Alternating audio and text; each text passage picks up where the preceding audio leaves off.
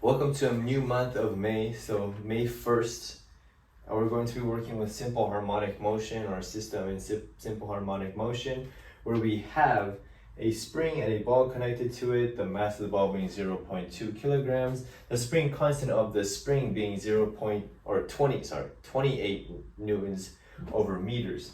And so what we're supposed to find for the first part A of this question, is what is the height that is displaced as, imagine right here is unstrained spring, and it's just being held, let's just say like an imaginary hand, and then once let go, what is the maximum as in equilibrium? Once it's in equilibrium, the max, it becomes extended out, and so the height essentially. And so we know that energy, since there's nothing else adding to it or taking away from it, the energy is conserved. So E initial equals E final, and E initial, it should just be the potential energy, not even the spring potential energy, because if it was a spring potential energy, that means there's some sort of spring force acting on it, but for right now, it's just being held up. And so the H, it should just be mgh equals, and now all the way down here, that's where we have our spring potential energy. We have 1/2 kx squared, because now it's being stretched out. And so we have this, and now if you really think about it, right, H should equal x, because H is the distance that is being displaced, whereas H is the height difference, whereas H is how much the spring is displaced, so they should equal each other.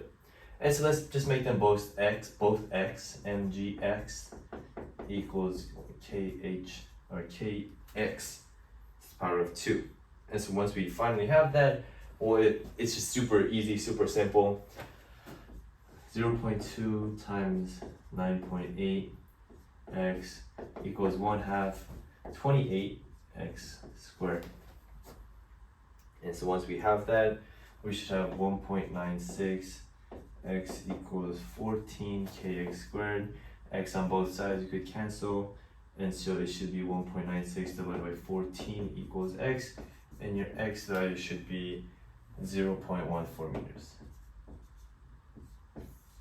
And so the height, or the x displaced unstrained to fully extended out, is 0.14 meters using the conservation of energy.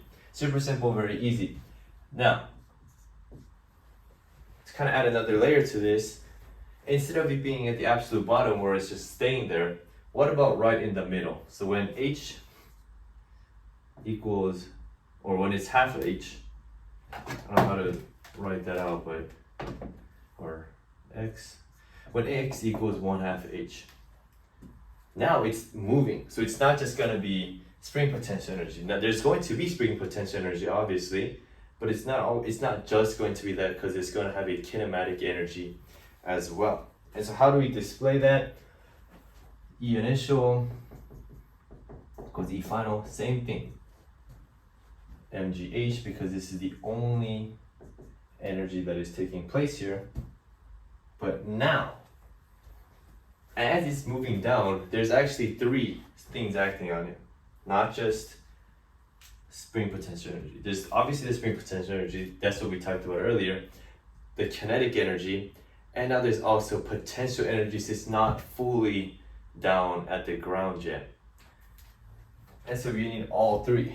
So it's going to be mgh final plus 1/2 kx plus 1/2 mvf squared. And so we decided to make f and x the same thing right here, because even if it's half, they should still, regardless of what the number is, h and x should be the same. And so we get, and halfway, or sorry, kind of just made an assumption that you guys would just do it, but half of it would be 0.07 meters. And so 0.07, we plug that into this equation, but the height initially is still 0.14. That's a good thing to remember, because you don't want to use 0.04 here, because initially it isn't down here, initially it's up here. The height is still 0.14 for the initial, but the final height is 0.07. So 0.2 times 9.81 times 0.14 equals 0.2, 9.81, 0.07, 1/2, 28, 0.07 squared plus 1/2, 2. Velocity, that's what we're supposed to find.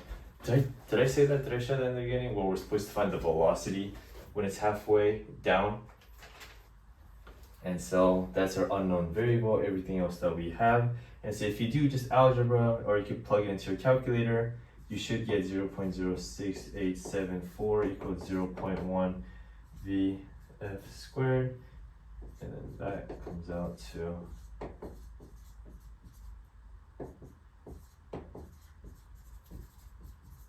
0.829 meters per second. I personally really like this question because it's simple, but it also kind of makes you think, where there's a lot of things to consider and it's very easy to forget one aspect. When I actually did this question in the beginning, I didn't include the potential energy that was still remaining as it was falling down, because it wasn't at the 0 meters yet. It still had potential energy, just not all of it. And so I forgot to add that, but other than that, yeah, the kinematic is pretty obvious. It's in motion, it's moving, and the spring potential energy is obviously there. It's present because it's now it's not strained. It is now strained. It's not unstrained. And so the part A helps you kind of just conceptualize, okay, H and X should equal each other because the displacement is the height in this system, the way we set it up. And B, I really like it because it makes you think of all the different energies, really making sure that you're taking into account for everything. And so that's what we have for our first assignment, our first classwork of the month for May. We have one more month left for this class, for this school year. And so I hope we all finish strong. We all make sure that we study, and let's not drop the ball at the end of the semester. So thank you guys, and I'll see you guys in the next one.